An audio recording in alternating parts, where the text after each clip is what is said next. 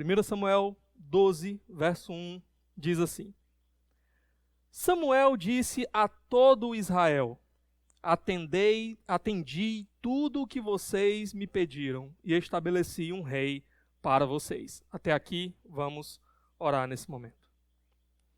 Ó Deus, estamos gratos por estarmos aqui hoje, estamos gratos por termos a Tua palavra diante de nós. Precisamos, ó Deus, mais uma vez que o Senhor nos fale por meio da Tua palavra. Precisamos mais uma vez, ó Deus, sermos alvos da atuação do Teu Espírito Santo por meio da Tua palavra. Fala conosco, nos incomoda com poder, para que possamos, ó Deus, ter as nossas vidas transformadas e vivermos vidas que tragam glória ao Teu nome. Nós te pedimos isso em nome de Jesus Cristo. Amém.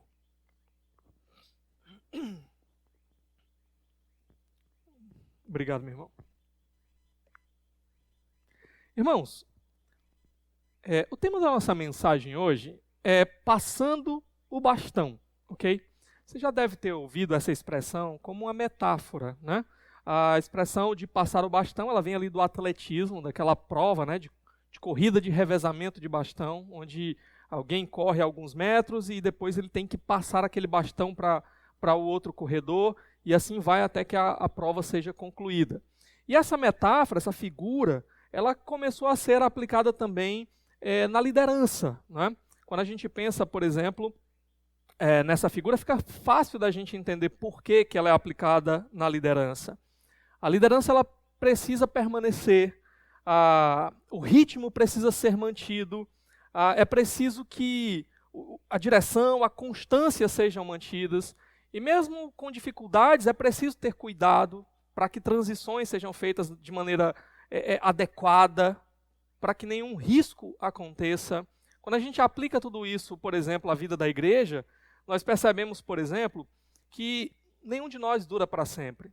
E por não durarmos para sempre, é sempre necessário que em algum momento a gente venha a passar o bastão.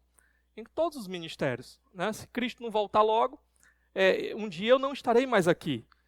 E vai ser necessário para que o bom andamento da obra continue, para que o ritmo continue, para que o reino de Deus continue avançando, será necessário passar o bastão para outra pessoa. Da mesma forma, por exemplo, nos ministérios, louvor, né? Vai ter um momento em que será preciso que outras pessoas assumam, porque senão a igreja fica sem ministério de louvor, né? Então, é necessário, em algum momento, a gente passar o bastão. E por que eu estou dizendo tudo isso? Porque aqui no capítulo 12, o que nós vamos ver é Samuel passando o bastão para Saul. Samuel agora, que tinha liderado a comunidade de Israel como um juiz durante muitos anos de sua vida, chega um momento em que ele precisa passar o bastão para Saul. A gente viu no capítulo 11 que Saul havia sido, enfim, reconhecido publicamente como rei. Depois de muita dificuldade, de certa maneira, chegou o momento. Ele, enfim, agora Israel todo festeja. O capítulo 11 ele terminou numa festa.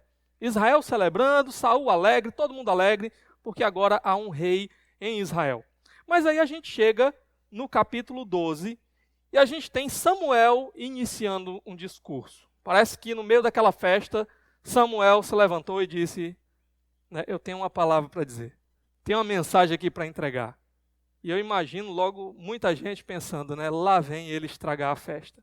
Porque a gente sabe que quando Samuel se levanta para falar alguma coisa, ele geralmente traz uma palavra que o povo não vai gostar muito de ouvir, não é? E nós vamos ver então esse texto, nós vamos ver o que ele tem a dizer, e nós vamos ver, eu dividi aqui o nosso texto em pelo menos 3 momentos, ok? 3 momentos dessa fala de Samuel, nesse processo de passar o bastão. Mas a gente vai perceber também que durante todo esse capítulo nós temos uma linguagem formal, uma linguagem utilizada dentro de um contexto de julgamento.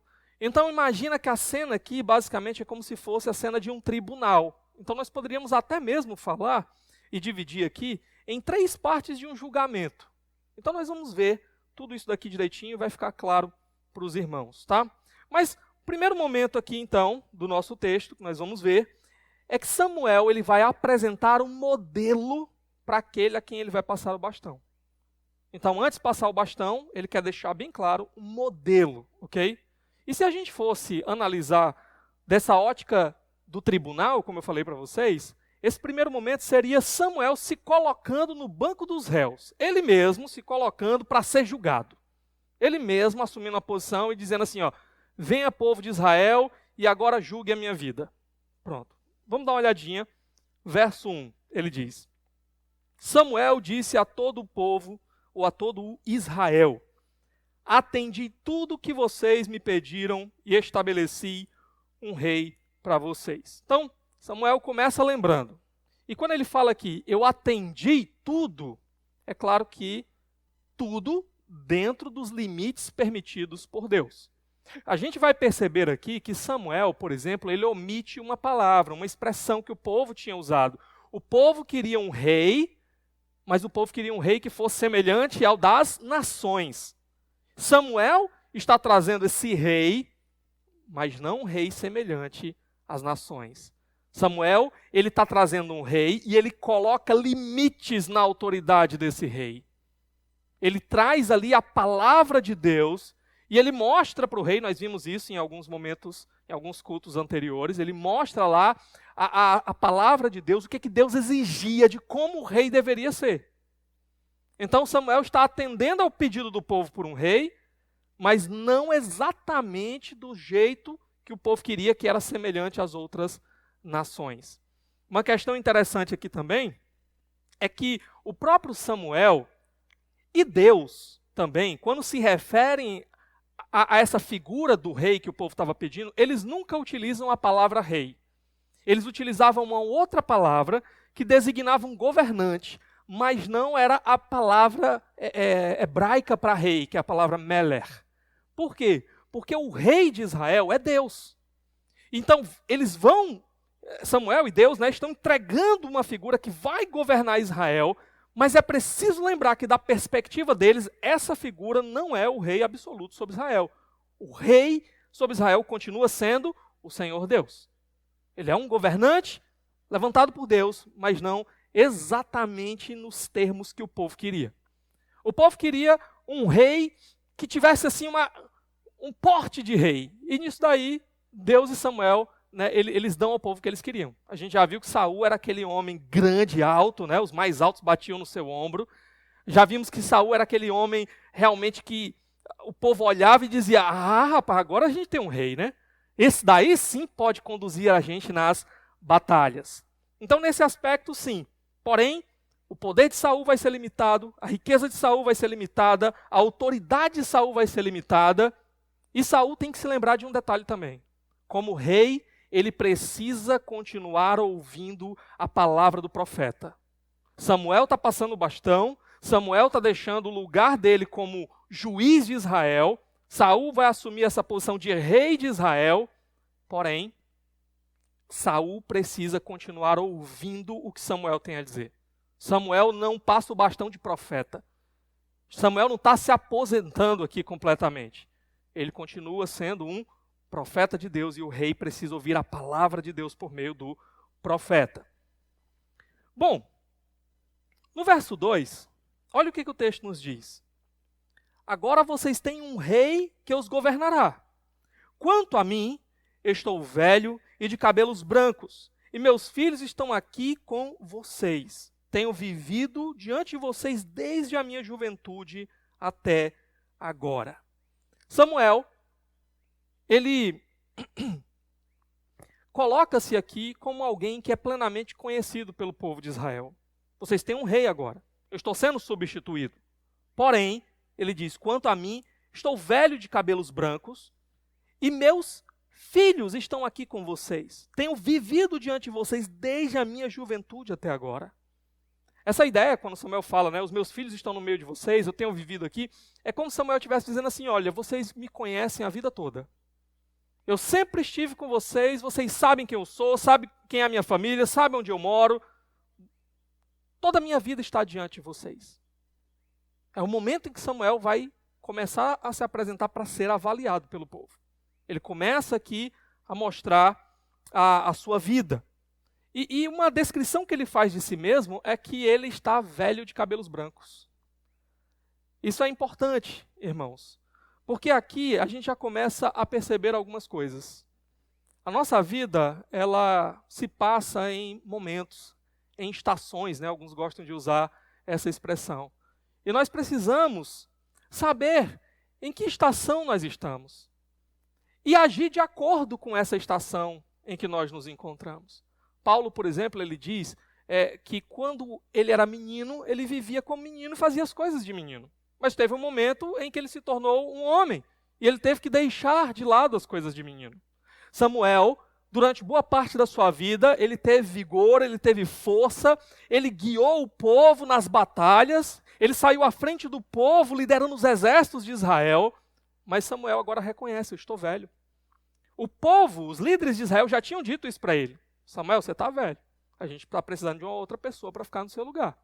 E Samuel agora reconhece: eu estou velho, os meus cabelos estão brancos, eu já não tenho o mesmo vigor, eu já não tenho o mesmo pique, eu já não tenho a mesma força. Realmente uma pessoa está surgindo para liderar vocês nas batalhas. Ele entende que realmente está num novo momento da sua vida, está num novo ciclo da sua vida, que ele ainda tem coisas para fazer. Como eu disse, Samuel não está se aposentando por completo, mas esse momento aqui de liderar o povo já não é mais o seu momento. Irmãos, infelizmente, muitos de nós às vezes não entendemos isso. Muitas vezes, muitos de nós não estamos observando essas estações da nossa vida. E nós então nos comportamos de uma maneira inadequada com a estação que nós estamos vivendo.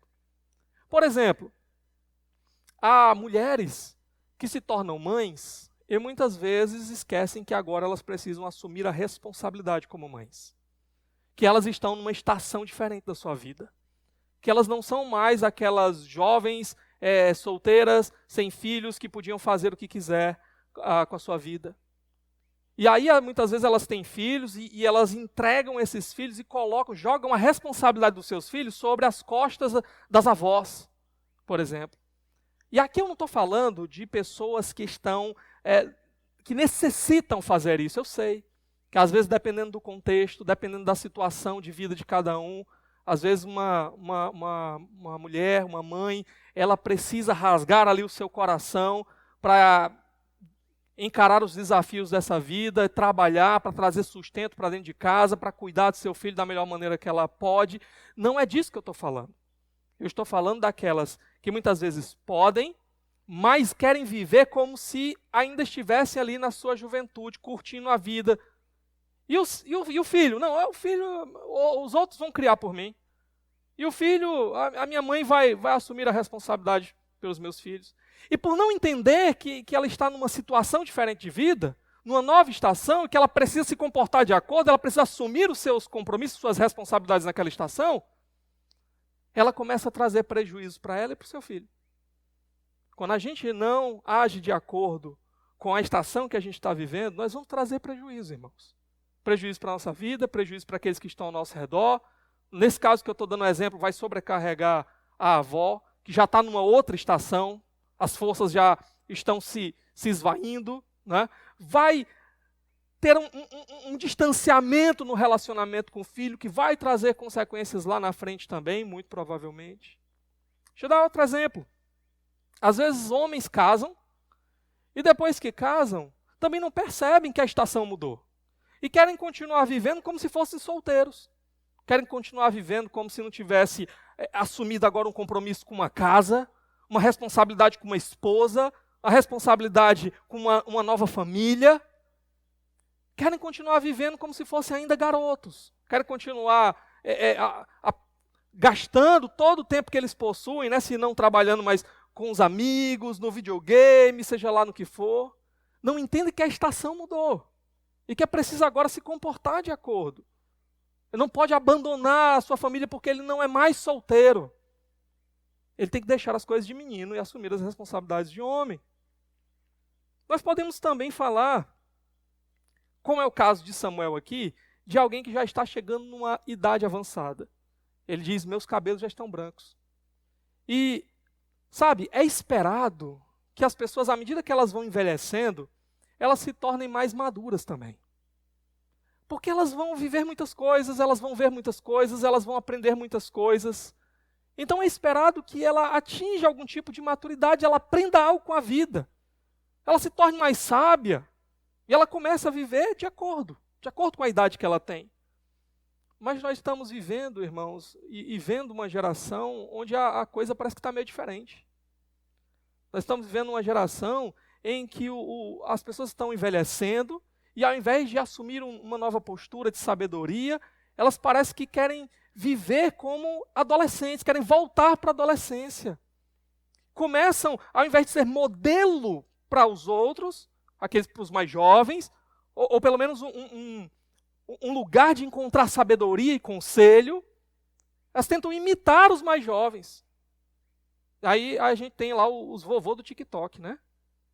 E aqui eu não estou falando de alguém fazer uma brincadeira, eu estou falando de alguém assumir uma vida, um estilo de vida que não corresponde. Infelizmente eu já tenho visto, às vezes, homens que, pela idade, você espera algum tipo de maturidade, e quando você chega próximo, você encontra um moleque nas atitudes, porque é irresponsável, um moleque nas palavras, por aquilo que diz. A mesma coisa, às vezes, a gente encontra mulheres que pela idade você esperava já que fossem mulheres mais maduras, e quando você se aproxima, você olha e diz assim, parece que não aprendeu nada com a vida. Parece que não aprendeu nada com o passar do tempo, com aquilo que viveu. Continua imatura, tola, às vezes você pega um jovem que sabe, que entende mais da vida, que tem uma conduta mais adequada do que algumas pessoas em idades mais avançadas. Pronto, Samuel não é assim. Samuel é alguém maduro, é alguém sábio. E alguém que, por ser sábio e maduro, entende, eu estou numa nova estação e eu preciso passar o bastão. Bom, olha aí o verso 3. Aqui estou. Se tomei um boi ou um jumento de alguém, ou se explorei ou oprimi alguém, ou se das mãos de alguém aceitei suborno, fechando os olhos para a sua culpa, testemunho contra mim na presença do Senhor e do seu ungido. Se alguma dessas coisas pratiquei, eu farei restituição. Samuel, como eu disse, se coloca no banco dos réus. E Samuel diz, bom, olhe para a minha vida e agora avaliem. Eu fui juiz sobre vocês. Eu liderei vocês a minha vida toda. E eu quero que vocês agora me examinem. Samuel faz essas perguntas, né? Eu tomei algum boi ou jumento de alguém? Eu explorei ou oprimi alguém? Né? Eu extrapolei os limites da minha autoridade? Eu aceitei suborno? Fechei os olhos para quem era culpado em troca de dinheiro e prejudiquei quem era inocente? Por causa de dinheiro, por causa de presentes, por alguma coisa? E Samuel, ele chama a responsabilidade aqui, né? Testemunho contra mim na presença do Senhor e do seu rei. Deus é colocado como testemunha. Você imagina. Às vezes há aspectos da nossa vida que a gente consegue esconder dos outros. Sabe de uma coisa? Ninguém se esconde para sempre. Ninguém esconde quem é para sempre. Não há nada encoberto que não venha a ser revelado. Mas às vezes a gente esconde por um período. Esconde durante algum tempo. Samuel, ele está dizendo primeiramente, eu não sou alguém que está começando agora. Eu não sou alguém que está com alguns meses liderando vocês. Eu sou alguém velho de cabelo branco. Eu sou alguém que gastou a minha vida todinha aqui no meio de vocês. Olhe todos esses anos e vejam como eu me portei. E mais do que isso, aquilo que vocês não sabem, Deus sabe. Deus é testemunha. Deus vê. Olha a responsabilidade aqui. E Samuel também coloca isso diante do rei. Né? Saul está ali, ele diz, estou chamando Deus por testemunho, o rei de vocês. O rei precisa saber quem é Samuel. O rei precisa saber quem é aquele homem que está passando o bastão. O rei que está começando precisa perceber como é que era o líder de Israel. Como é que era esse grande juiz Samuel. Como é que foi a vida desse homem. Isso tem que ser um modelo, um padrão para esse rei que está começando. Samuel, ao fazer isso, ao chamar as pessoas a examinar a sua vida, ele está colocando sua vida como um modelo. Um modelo a ser imitado por esse rei que vai começar. Mas tem um detalhe aqui também interessante, ele diz, quando ele fala, né, se tomei um boi ou um jumento de alguém, vocês lembram que quando Samuel foi falar sobre os problemas da escolha de Israel por querer um rei semelhante às nações, vocês lembram que ele disse o quê? Olha, o rei que vocês estão querendo, igual ao das outras nações, ele vai explorar vocês. Ele vai tomar parte da propriedade de vocês, os bois de vocês, os animais de vocês, os filhos de vocês vão servir a ele. Ele vai explorar alguns de vocês, ele vai ser pesado para vocês. Por que Samuel diz aquilo? Porque Samuel via como eram os reis nas outras nações. Ele via como eles se portavam, como eles viviam, o estilo de vida dos reis pagãos. E Samuel estava perguntando, vocês querem isso para vocês? Agora Samuel se contrasta com esses homens. Samuel está dizendo, olhe para a minha vida. Enquanto eu fui um juiz levantado por Deus no meio de vocês, olhe como eu vivi. Eu fui exatamente o oposto desses reis. Se não, vocês falem agora. Vocês digam agora se eu tenho que restituir alguém. Vocês digam agora se eu prejudiquei alguém. Esse é o ponto de Samuel aqui. E tem uma questão importante que a gente já tem que aprender aqui com Samuel, tá? Samuel, ele olhava para os reis das nações. E ele então se contrastava com eles. Isso traz uma lição para nós. Sabe, irmãos, faz parte de uma atitude sábia observar a conduta das pessoas ao nosso redor. Observar as escolhas que eles fazem e observar principalmente a consequência dessas escolhas. O sábio, ele é alguém que observa a vida ao seu redor e tira lições para ele. Quando ele vai tomar uma decisão, por exemplo, ele pode se perguntar, alguém que eu conheça, alguém antes de mim, já tomou essa decisão que eu quero tomar? Como essa pessoa fez? Que consequências ela colheu? É basicamente isso que Samuel está dizendo aqui. Eu já vi como os reis das nações agem. É isso que vocês querem? Eu sei no que vai dar. Ele aprende com o que está ao seu redor. E é sábio agirmos assim. Por exemplo, eu tive a oportunidade de ter contato com muitos homens de Deus ao longo da caminhada. Pastores que são verdadeiros exemplos para mim. E eu aprendi muito com eles, coisas que eu quero reproduzir no ministério. Mas ao longo da caminhada também, eu tive contato com homens para quem eu olhava e dizia, esse homem não deveria estar no ministério. Ou pelo menos homens que tinham falhas grosseiras no ministério. E tudo aquilo, meus irmãos, serviu de aprendizado para mim também. Porque muitas vezes eu olhava para isso e eu dizia, esse é o tipo de coisa que eu não quero fazer no ministério. Esse é o tipo de modelo que eu não quero imitar no ministério. Nós podemos aprender com os erros dos outros também. Aprender ao que não devemos fazer. O povo de Israel deveria ouvir o conselho aqui de Samuel e olhar.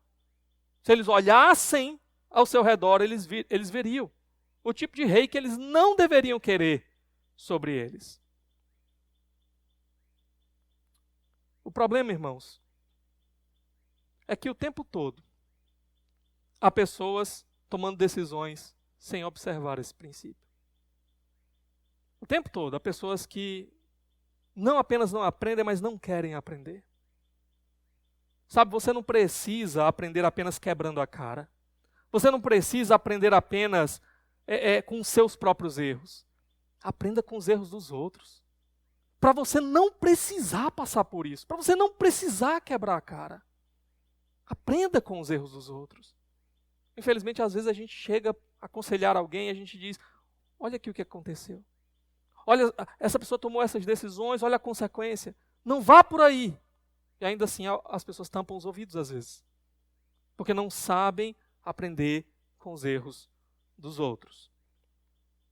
Um outro ponto importante para nós aqui, vocês estão vendo a coragem de Samuel aqui, não é? É preciso coragem para chegar diante de um povo que conhece a sua vida, que conhece os anos, né, que você passou ali exercendo liderança sobre eles e dizer assim, ó, passa a minha vida a limpo aí. Dê uma olhada aí. Veja aí se vocês encontram algum problema. Veja aí se vocês encontram algo que eu preciso corrigir. Veja aí se vocês encontram alguém para quem eu devo fazer reparação. Samuel é esse homem de Deus, que tem uma consciência tranquila de como ele se portou. E por isso ele pode chamar as pessoas para avaliar a sua vida. Uma outra questão importante aqui para nós é que Samuel não era alguém impecável, que nunca tinha cometido um erro na vida. Não. Mas Samuel era alguém que, por querer viver na dependência do Senhor e diante do Senhor, pelos padrões do Senhor, ele não tinha erros desqualificadores. Ninguém podia apontar o dedo para ele e dizer, por causa disso você está desqualificado para o ministério. Por causa disso você não pode liderar mais o povo de Deus. A gente viu um momento que Samuel deu uma pisada de bola, aquele momento em que ele indicou os seus filhos, né, para assumir ali a posição de juiz. Mas mesmo naquele momento, a gente observa aqui que, ao que tudo indica, Samuel não sabia no que os seus filhos se tornariam, de como eles começariam a aceitar suborno e tudo mais. E Samuel não é conivente com os pecados dos seus filhos. É por isso que ele coloca aqui e diz assim, está aqui minha vida, está aqui os meus filhos. O que vocês têm para dizer a meu respeito? Olhem aí. E ninguém, a gente vai ver, vai apontar absolutamente nada. Isso sinaliza para nós o quê? Que mesmo nos erros dos filhos de Samuel, Samuel não teve participação. Samuel não estava lá passando a mão na cabeça e fingindo que não estava vendo. E não tomando providências. E nisso Samuel ensina uma coisa muito importante para nós. Os nossos laços familiares mais profundos não podem superar o nosso compromisso com Deus e com a vontade de Deus. Os nossos filhos, por exemplo, devem ser amados por nós. Nossa família, nossa esposa, seu marido, devem ser amados por nós. Mas amar não significa passar a mão na cabeça quando estão errados. Amar não significa encobrir os pecados. Amar significa que você vai ter a coragem de exortar no momento certo, de ter as conversas difíceis no momento certo, para trazê-los de volta para o caminho certo. Samuel é esse homem aqui. É esse homem que, mesmo diante dos seus filhos, ele não vai dizer que eles estão certos quando eles estão errados. E não vai defendê-los quando eles estão no pecado. Ele vai amá-los. Ele vai dizer, vocês estão errados. Vocês precisam mudar. Vocês precisam abandonar o pecado e vocês precisam se voltar para o Senhor, ou vocês vão sofrer as consequências pelo pecado de vocês. Bom, olha comigo aí os versos 4 e 5. O que é que o povo de Israel vai responder diante desse pedido de Samuel, né? Investigue a minha vida. Olha o verso 4 e 5. E responderam, tu não nos exploraste, nem nos oprimiste. Tu não tiraste coisa alguma das mãos de ninguém. Samuel lhes disse, o Senhor é testemunha diante de vocês, como também o seu ungido é testemunha hoje, de que vocês não encontraram culpa alguma em minhas mãos. E disseram, ele é testemunha. Pronto. Samuel está passando o bastão, e aquele para quem ele vai passar o bastão, o rei, ele diz, está aqui, eu estou limpo. Está aqui o testemunho desse povo. Fui examinado no tribunal e fui aprovado. Você, rei, não vai ter do que me acusar. Você, rei, não pode apontar nenhuma falha na minha liderança, no meu caráter. E esse é o modelo de liderança que eu estou entregando para você. É assim que você deve viver. É assim que você deve liderar esse povo. Samuel é um homem com caráter e reputação. E você já sabe a diferença, né? Entre caráter e reputação. Reputação é o que as pessoas dizem que eu sou. Caráter é o que eu realmente sou. Reputação, às vezes as pessoas podem ter uma ideia errada a meu respeito. E dizer algo errado a meu respeito. Para o bem ou para o mal. Às vezes você pode ter um péssimo caráter e as pessoas, por aquilo que você mostra para elas, acharem que você tem uma boa reputação. E às vezes você pode ter uma boa reputação, ou um bom caráter, perdão, mas receber críticas indevidas. Por exemplo, Jesus. Jesus era alguém santo, perfeito. O caráter irretocável. Mas tinha gente chamando Jesus de beberrão, chamando Jesus de Beelzebu. Samuel, ele tem as duas coisas. Ele tem caráter. Deus é minha testemunha. Deus sabe quem eu sou por dentro. E Samuel tem reputação. O caráter dele transborda. E as pessoas reconhecem que ele é um homem de Deus. Que ele é alguém que está andando com Deus. Que ele realmente pode ser um modelo para Israel e para aquele que vai substituí-lo. Sabe, o Senhor nos chama a sermos modelos também. Vocês lembram do apóstolo Paulo dizendo: sede meus imitadores, como eu sou de Cristo. Nós deveríamos viver vidas de tal maneira que, apesar dos nossos erros, como eu falei aqui para você, Samuel não era impecável. E nós não somos impecáveis. A palavra de Deus diz que aquele que não tem pecado é mentiroso. Desse lado de cá da eternidade, nós vamos tropeçar, nós vamos cair, mas a diferença é que a nossa vida não é mais marcada por pecado. Desde que Cristo veio ao nosso encontro, algo mudou. A nossa vida tem que mudar. E agora ela é marcada por andar com Deus.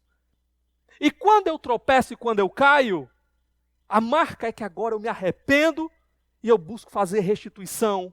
Eu busco andar do jeito certo, eu não fico caído, eu sou levantado pelo Senhor.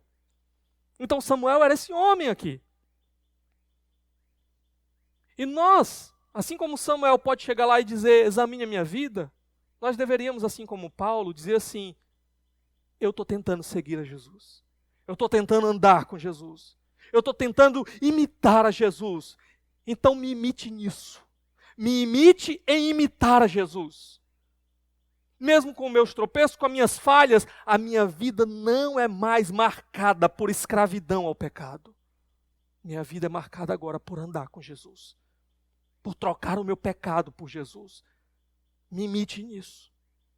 Deveríamos ser modelos uns para os outros, modelo para esse mundo, em andar com Jesus. E uma coisa também que nós aprendemos aqui, ninguém é insubstituível. Samuel, esse grande homem de Deus, não é insubstituível. Está chegando o momento aqui dele passar o bastão. E exatamente porque nós não somos insubstituíveis e não duramos para sempre, nós não podemos criar dependentes de nós. Sabe, nós devemos estimular os nossos irmãos, estimular aquelas pessoas que estão debaixo da nossa liderança, ensiná-los a se desenvolverem, a crescerem, a amadurecerem para que possam caminhar com suas próprias pernas. Se nós criamos pessoas dependentes de nós, quando nós nos formos, o que será dessas pessoas? Elas terão extrema dificuldade.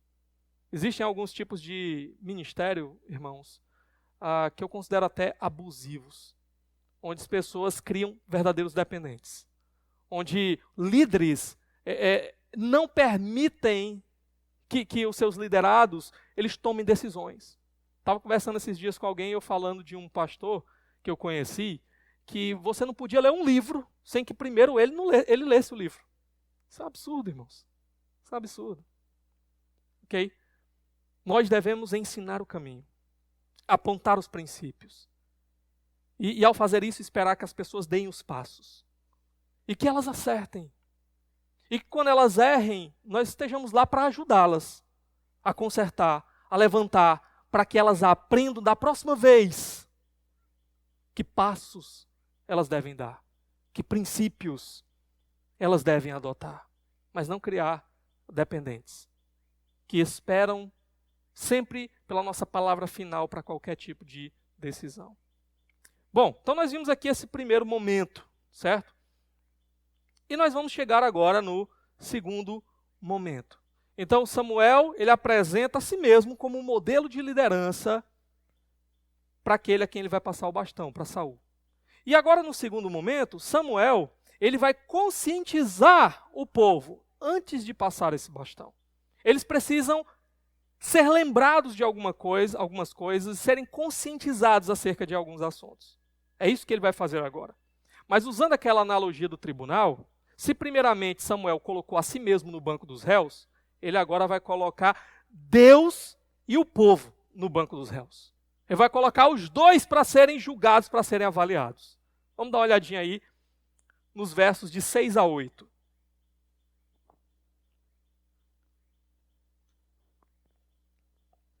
Então, Samuel disse ao povo: o Senhor designou Moisés e Arão e tirou os seus antepassados do Egito. Agora, pois, fiquem aqui, porque vou entrar em julgamento com vocês perante o Senhor, com base nos atos justos realizados pelo Senhor em favor de vocês e dos seus antepassados. Depois que Jacó entrou no Egito, eles clamaram ao Senhor, e ele enviou Moisés e Arão para tirar os seus antepassados do Egito e os estabelecer nesse lugar. Bom, primeiro ele começa perguntando: o que foi que Deus fez por vocês? Eu vou lembrar. E o que foi que vocês fizeram em resposta ao que Deus fez por vocês? Essas são as duas coisas que devem ser julgadas aqui nesse momento. O que foi que Deus fez? Ele começa lembrando de Jacó. Vocês sabem que esse povo, o povo de Israel, eles ganham esse nome por causa de Jacó. Jacó é o patriarca desse povo. E Jacó, quando ele teve aquele momento de encontro com Deus, o seu nome foi mudado. Para quê? Israel, ok? E esse povo aqui é o povo de Israel, porque os 12 filhos de Jacó é que vão constituir as 12 tribos que vão formar esse povo aqui. Por isso, de fato, é o povo de Israel, o povo de Jacó, o povo que vem desse patriarca aqui. Bom, Deus havia feito promessas para Jacó, antes dele, né, para Isaac, para Abraão. Deus havia feito. E Deus havia prometido que ele faria a descendência de Abraão, por exemplo, tão numerosa quanto os grãos de areia da praia, e que ele daria uma terra para eles. Ele fez uma aliança com esse povo. Agora esse povo ele deveria também, assim como Deus seria o seu Deus, esse povo deveria ser o povo de Deus. Andar com Deus, viver para Deus, andar do jeito de Deus. E o que foi que aconteceu? Esse povo, então, por conta daquela grande fome do Egito e uma série de grande fome da terra e uma série de outras coisas, foram parar lá no Egito. E no Egito eles se multiplicaram muito. Mas ali no Egito também eles começaram a se tornar escravos de Faraó. E eles clamaram a Deus. E o texto diz que Deus ouviu o clamor do povo. E o que Deus fez? Deus enviou libertadores para o povo. Ele levantou Moisés e Arão. E Moisés e Arão foram instrumentos nas mãos de Deus, não apenas para mostrar o caminho para o povo, mas eles foram instrumentos nas mãos de Deus também para agirem de maneira poderosa, sobrenatural. Através de Moisés, vocês lembram, vieram aquelas pragas ali, que forçaram o Egito, a maior superpotência da época, a libertar esse povo, a deixar esse povo ir. E mais do que isso, eles ainda levaram os tesouros do Egito quando saíram de lá. Né? Moisés é aquele que Deus usa para abrir o Mar Vermelho, para que o povo pudesse passar. E derrota o exército de Faraó. Então Deus, ele ouviu o clamor, e Deus, ele libertou esse povo. E Deus fez esse povo numeroso. E Deus está levando esse povo agora para a terra que ele prometeu. E em tudo isso, ele fala aqui que são os atos justos de Deus. O que ele quer dizer com isso? Que Deus estava cumprindo a sua parte na aliança. Aquilo que Deus prometeu que faria, quando esse povo se voltasse para ele, ele estava fazendo. Ele cumpria a sua parte, ele era justo. Mas a grande pergunta é, qual é a resposta do povo a tudo isso que Deus fez? Olha o verso 9.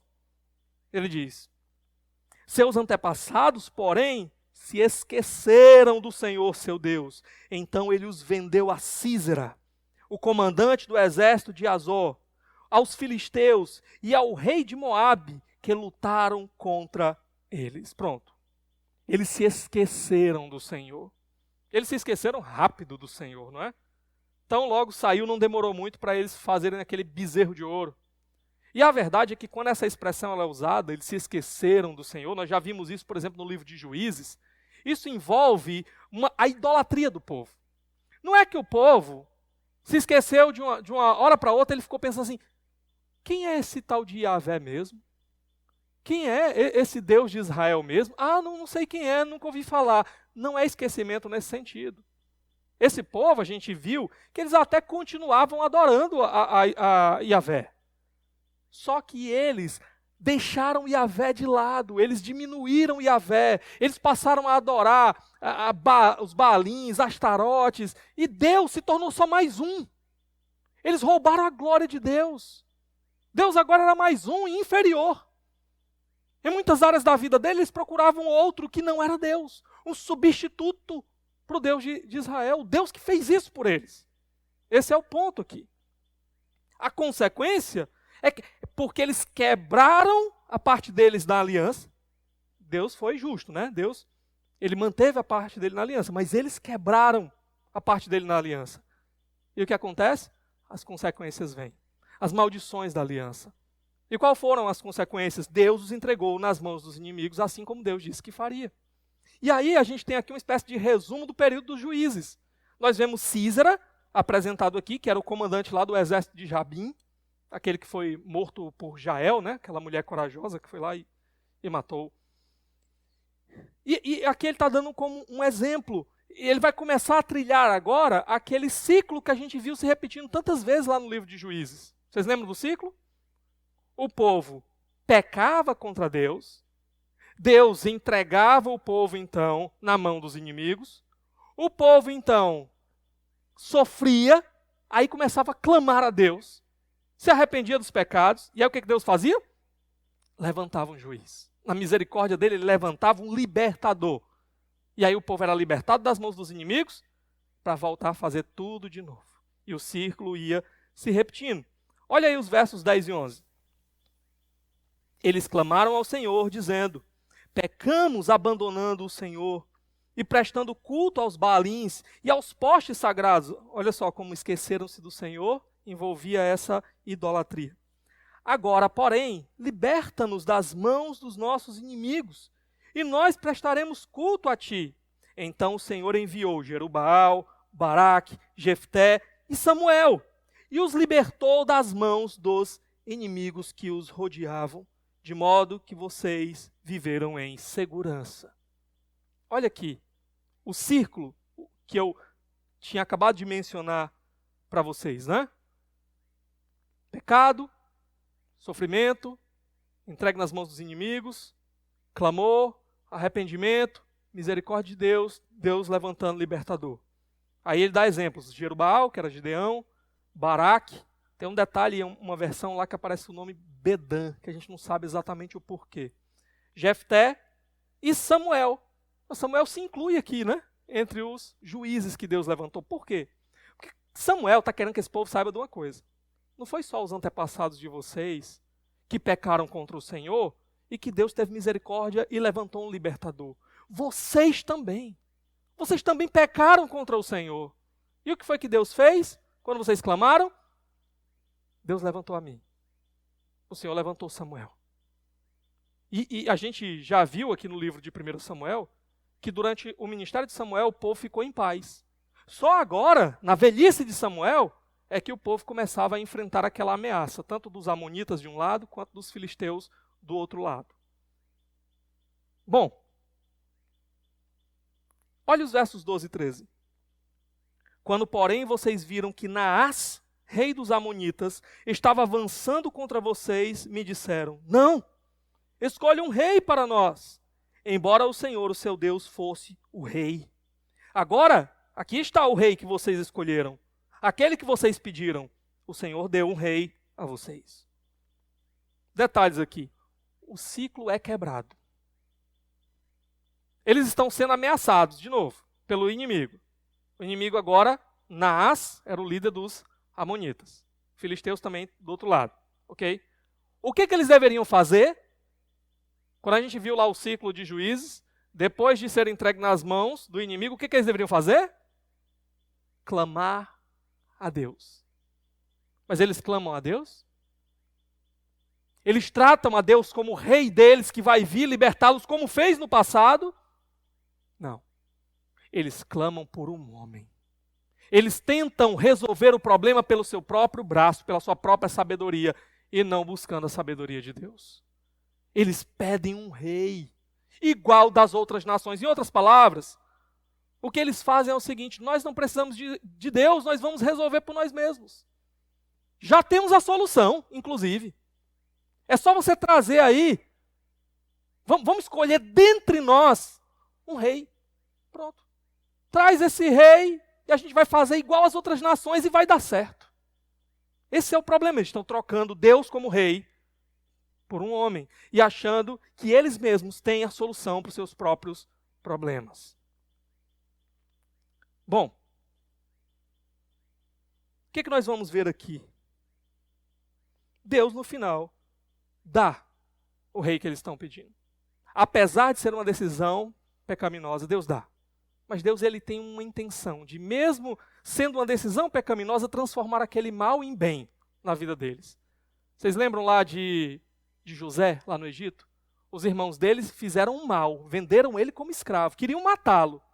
Mas Deus, ele queria o bem. E apesar do mal que eles fizeram, Deus levantou José para ser o vice-governador do Egito, para salvar a vida dos irmãos dele, do pai dele, da fome que viria a toda aquela região. Então, Deus é tão misericordioso que, apesar do pecado desse povo, ele ainda quer fazer o bem a esse povo.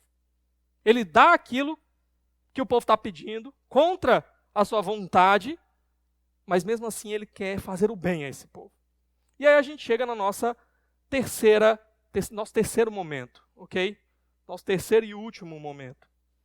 Samuel já se apresentou como liderança antes de passar o bastão. Samuel já está conscientizando o povo aqui da situação. Olha, Deus sempre foi um rei bondoso. E Deus sempre salvou vocês. E vocês continuam pecando contra Deus. Essa é a situação. E Samuel agora vai tentar arrumar a casa antes de passar o bastão. Ele quer pôr a casa em ordem, ele quer entregar a casa em ordem para aquele que vai substituí-lo. E usando aqui aquela analogia do tribunal, mais uma vez, depois de Samuel colocar Deus e o povo no banco dos réus, fica claro, Deus está absolvido, Deus é justo, ele sempre fez a parte dele. Agora o povo é pecador.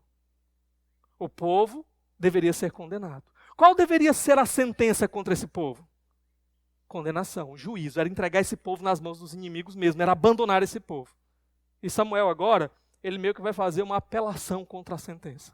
Ok? Vamos dar uma olhadinha aí no verso 14. Se vocês temerem, servirem e obedecerem ao Senhor, e não se rebelarem contra as suas ordens, e se vocês e o rei que reinar sobre vocês seguirem o Senhor, o seu Deus, tudo lhes irá bem. Olha aqui, irmãos. Esse povo deveria ser condenado, mas Samuel faz um convite a esse povo. Que convite é esse? Irmãos, vamos renovar a nossa aliança com o Senhor. Vamos viver com Ele, andar com Ele. Vamos obedecer a Ele, vamos servir ao Senhor mesmo de coração. Vamos servir ao Senhor mesmo de verdade. Com desejo. Porque Deus quer fazer o bem para vocês. E se vocês se voltarem para Ele, Ele recebe vocês de novo. E ao invés de dar o mal que vocês merecem, Ele vai dar o bem para vocês. Tudo irá bem com vocês. Mas Samuel vai fazer uma advertência aí no verso 15. Olha o que ele diz. Todavia, se vocês desobedecerem ao Senhor e se rebelarem contra o seu mandamento, sua mão se oporá a vocês da mesma forma como se opôs aos seus antepassados. Assim como seus antepassados foram entregues nas mãos dos inimigos, se vocês quiserem abandonar o Senhor e quiserem continuar vivendo do jeito de vocês e não do jeito de Deus, as consequências virão. Deus quer fazer o bem para vocês. Mas se vocês querem o pecado no lugar de Deus, o pecado vai trazer as suas consequências. Ele vai trazer destruição. É isso que vocês querem? Samuel está perguntando aqui. Olha o que aconteceu com os antepassados de vocês. Olha o que está acontecendo com vocês por causa dos pecados de vocês. O que vocês vão fazer? E aqui, irmãos, tem um ponto importante que a gente precisa aprender. Eu falei que a gente tem que aprender com os pecados dos outros, para a gente não cometer os mesmos erros, não cometermos os mesmos pecados. Mas a gente também tem que aprender com os nossos próprios pecados. Sabe, infelizmente, há pessoas que sofrem e continuam sofrendo simplesmente por um detalhe, por não aprenderem com seus próprios erros e pecados. E porque essas pessoas, elas parece que não querem abandonar, parece que elas não querem dar aquele giro de 180 graus contra o pecado, elas vão repetindo os mesmos erros e pecados de sempre. Sabe, às vezes você vai tropeçar e vai cair, e a consequência vai chegar. Mas sabe o que é triste? É que enquanto você não aprender o que é que você precisa aprender ali, e deixar o que você precisa deixar ali, a consequência vai continuar chegando, batendo na sua porta. Nós precisamos aprender com os nossos erros. E nós só aprendemos quando a gente deixa esses erros para trás. Enquanto a gente continua de novo, cometendo o mesmo erro, você não pode esperar um resultado diferente. Infelizmente, eu tenho muitas vezes aconselhado pessoas. E tenho dito, olha, você viu o que você fez? Olha qual foi a consequência. Você não pode mais continuar assim. Aí o que a pessoa diz às vezes? É verdade, pastor. Aí passa ali 1 mês, 2 meses, quando eu me encontro. E aí? Tá a mesma coisa. Como é que você está trilhando o mesmo caminho de erro e de pecado e espera que o resultado vai ser diferente? E espera que as coisas vão mudar? Não vão. E se você não aprender logo e não sair logo dessa situação, pode ser que Deus acabe entregando você a você mesmo. E chegar o momento em que as consequências já vão ser definitivas demais. O salário do pecado é a morte, né? Bom, os versos 16 e 18. Olha o que ele diz. Agora, preparem-se para ver este grande feito que o Senhor vai realizar diante de vocês. Não estamos na época da colheita do trigo? Pedirei ao Senhor que envie trovões e chuva, para que vocês reconheçam que fizeram o que o Senhor reprova totalmente, quando pediram um rei. Então Samuel clamou ao Senhor, e naquele mesmo dia o Senhor enviou trovões e chuva, e assim todo o povo temeu grandemente o Senhor e Samuel.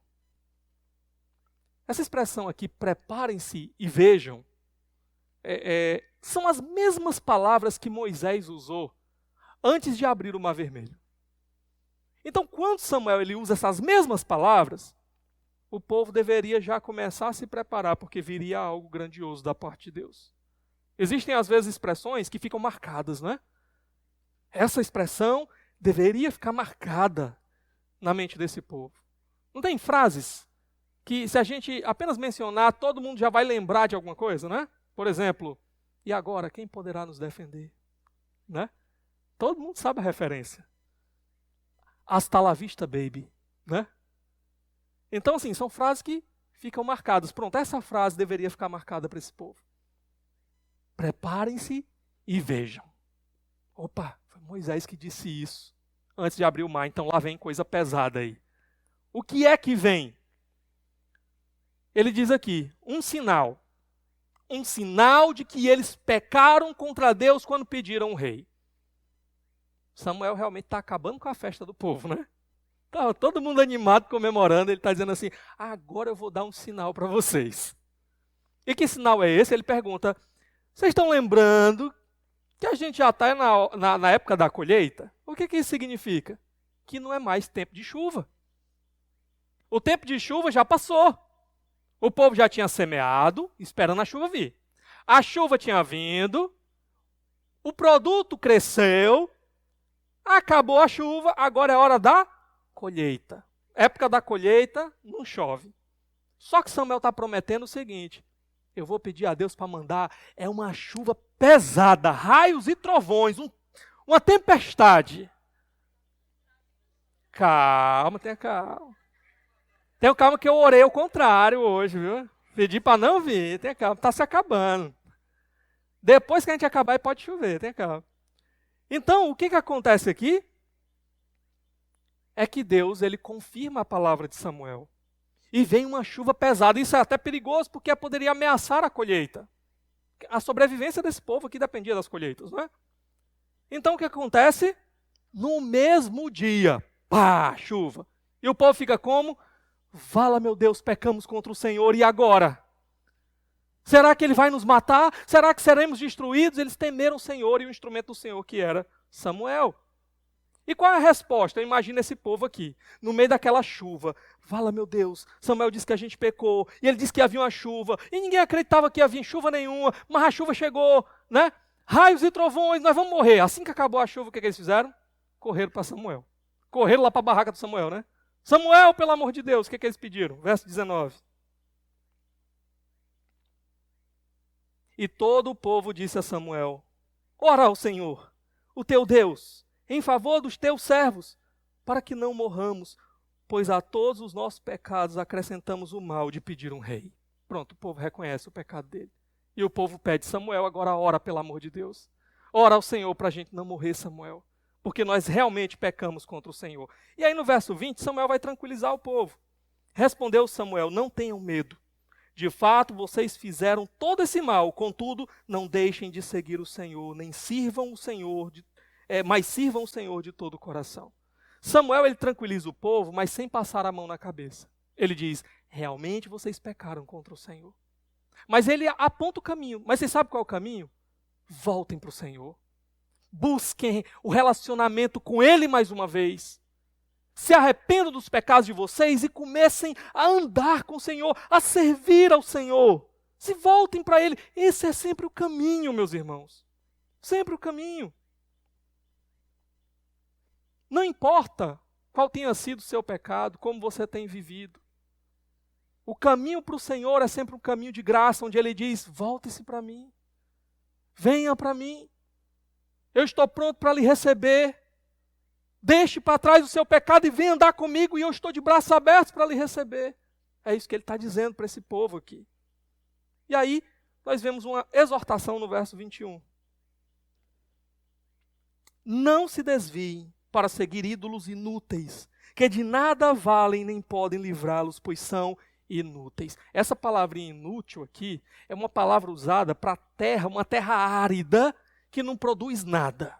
Pronto, essa palavra que é usada. Basicamente, o que ele está querendo dizer é o seguinte: quando vocês se voltam para qualquer um que não é o Senhor, o que vocês estão fazendo é semeando num deserto e esperando que vai crescer alguma coisa dali. Não vai. Não vai suprir as necessidades de vocês, não vai satisfazer a vocês, porque só o Senhor tem esse lugar e pode ter esse lugar na nossa vida. Mas infelizmente, quantas vezes nós estamos fazendo exatamente isso? A nossa esperança está enquanto eu tenho no banco. A nossa esperança está na nossa saúde. Ah, não, enquanto eu tiver força. A nossa esperança está no nosso trabalho. Ah, não, enquanto eu estiver nesse emprego, tudo vai dar certo. A nossa esperança está numa pessoa, às vezes, enquanto essa pessoa estiver do meu lado. E nós vamos criando substitutos para Deus na nossa vida. Coisas ou pessoas que, se a gente perder, a gente não pode mais ser feliz, porque se tornaram ídolos na nossa vida.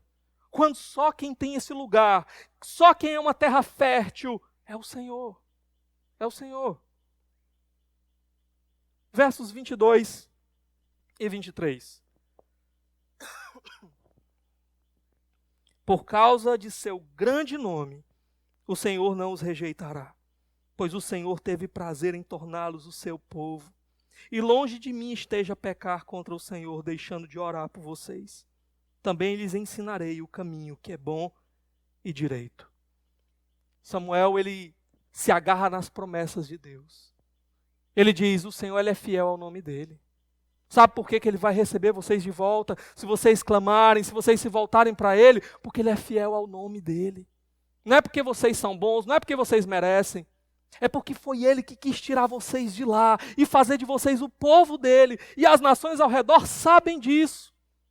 Não é o argumento, né, que eles usam contra Deus? Senhor, pelo amor de Deus, Senhor, o Senhor tem que livrar o teu povo, porque senão os inimigos vão dizer: cadê o Deus deles? Tirou eles lá do Egito só para deixar eles morrerem? Mas há um detalhe que ele acrescenta aqui, meus irmãos, quando ele diz: o Senhor teve prazer em ter vocês como seu povo. E aqui eu olho e eu fico assim sem entender. Deus, como é que esse povo, que a gente tem raiva desse povo, né? O povo está pecando, pecando, pecando, e repetindo o pecado, vez após vez, e parece que não aprende nunca, que não entende nunca. E o Senhor teve prazer em chamar esse povo mesmo, Senhor, para ser o teu povo. Diante disso, Samuel se compromete. Longe de mim esteja, meus irmãos, deixar de orar, de interceder por vocês e de ensinar vocês o caminho do Senhor. Samuel chama isso de pecado. Se ele se esquecer de orar e de ensinar o povo. Pecado? Como assim? Porque ele sabe que esse era o dever dele, era para isso que Deus o havia chamado. E quando você deixa de fazer algo que você sabe que tem que fazer, algo que você sabe que pode fazer, isso é o pecado da omissão. E eu penso que muitas vezes alguns de nós estamos fazendo exatamente isso. Eu sei que Deus me chamou para algo, eu sei que Deus me capacitou para algo, eu sei que eu posso fazer algo, eu sei que há uma necessidade real, mas o que eu escolho? Eu escolho me omitir. Eu escolho não fazer nada. Eu escolho deixar de lado tudo que Deus fez na minha vida e que Ele espera que eu faça. Aqui Samuel chama isso de pecado de omissão. Ele diz, eu não vou fazer assim. Eu não serei esse. E aí a gente chega no verso 24. Olha o que ele diz. Somente temam o Senhor e sirvam-no fielmente de todo o coração e considerem as grandes coisas que Ele tem feito por vocês. Ele repete o que ele já tinha dito, né? Ele lembra de novo, o caminho é, se volte para o Senhor. Ande com Ele. Viva com Ele, obedeça a Ele, sirva a Ele, se entregue completamente. Senhor, qual é a tua vontade? Eis-me aqui para fazer a tua vontade. O que o Senhor quer de mim? Eis-me aqui, Senhor, para fazer a tua vontade. Só que ele acrescenta um detalhe. No finalzinho ele diz o quê? E considerem as grandes coisas que Ele tem feito por vocês. Basicamente o que ele está dizendo é, olhe para trás. O que é que Deus tem feito por você? Olhe para trás. Quantas vezes Ele interveio na tua vida? Olhe para trás. Como Ele te sustentou, como Ele cuidou, como Ele te trouxe até aqui. Olhe para trás. E esse povo podia olhar e ver na história deles quantas coisas poderosas Deus tinha feito. E nós hoje podemos olhar para trás e ver a coisa mais grandiosa que Deus fez, que esse povo ainda não conhecia, que eles ainda não tinham chegado a entender. A maior de todas as ações de Deus em nosso favor foi quando Ele enviou o Filho dEle para assumir aquela cruz por pecados que eram meus e não dele. O Filho dEle, que sabia tudo ao meu respeito, que me viu quando ninguém mais me via, que sabia onde eu estava enfiado, o pecado, o lamaçal onde eu estava atolado. E Ele veio para aquela cruz, Ele disse, eu vou amá-lo, e eu vou me entregar por você, e eu vou morrer por você. Olhe para trás e veja Cristo crucificado por você. É o que nós podemos fazer hoje. Agora, olha o lembrete final no verso 25. Todavia, se insistirem em fazer o mal, vocês e o seu rei serão destruídos. O que ele está dizendo aqui? Há um limite para a paciência de Deus. Há um momento em que a misericórdia e a graça serão cortados. Há um limite. Não ache que você pode continuar vez após vez trocando Cristo, trocando Deus pelo seu pecado. Vez após vez mergulhando e se agarrando no seu pecado e que não vai ter consequência nenhuma. Não ache. Há um tempo que se chama hoje. E se hoje ouvirem a voz do Senhor, não endureçais o vosso coração. Corram para Ele hoje, enquanto é tempo. Nós só temos o hoje. Samuel está alertando. Aproveite o hoje. Porque se você quiser continuar no seu pecado, o que nos aguarda, o que te espera, é destruição, é condenação. Meus irmãos, eu quero terminar a mensagem de hoje lembrando apenas um detalhe. Eu trouxe várias aplicações ao longo do texto, eu quero trazer apenas uma última aplicação. Eu quero relembrar quando Deus, Ele diz aí, no verso 22. Por causa de seu grande nome, o Senhor não os rejeitará, pois o Senhor teve prazer em torná-los o seu próprio povo. Meus irmãos, quando eu olho para isso, e eu me lembro que eu fui incluído nesse povo, eu não consigo deixar de me maravilhar. Quando eu sei quem eu sou, e eu sei onde eu poderia estar, e não foi por mérito meu, não foi por força minha, por esforço meu, foi a graça do Senhor vindo ao meu alcance. Eu olho e descubro, Deus teve prazer em me incluir no seu povo. Você já parou para pensar nisso? Quem era você quando o Senhor veio ao teu encontro? Onde você estava quando o Senhor veio ao teu encontro? Nós estávamos vivendo nossas vidas como se Deus não existisse. Nós estávamos correndo para longe do Senhor. Não éramos tão diferentes desse povo de Israel. Mas Deus teve prazer em me chamar para ser seu povo. Ele teve prazer em me escolher para ser o seu povo, para ser objeto do seu amor. Eu olho para isso e eu me pergunto, por que, Senhor? Como o Senhor pode ter tamanho amor? Eu não era um coitadinho, bondoso, vítima dos males ao meu redor. Eu era alguém rebelde contra Deus. Todos nós aqui somos ex alguma coisa. Todos nós aqui, por mais que pudéssemos ser moralmente, aos olhos dos outros, aparentemente pessoas boas, nós sabemos, se formos honestos conosco, onde é que estava o nosso coração e que dentro de nós havia uma podridão sem fim. Que não vivíamos para Deus como deveríamos viver e Ele não era o alvo do nosso amor. E eu olho para cá e eu descubro que Deus olhou para mim, ali, no meu pecado, e disse, eu tenho prazer em te chamar para ser meu. Eu tenho prazer em te escolher para ser meu povo e para andar comigo. Como não se maravilhar diante da extensão desse amor, da grandiosidade desse amor? Tudo que nós podemos fazer diante disso é dizer, como o Senhor pode me amar, Senhor?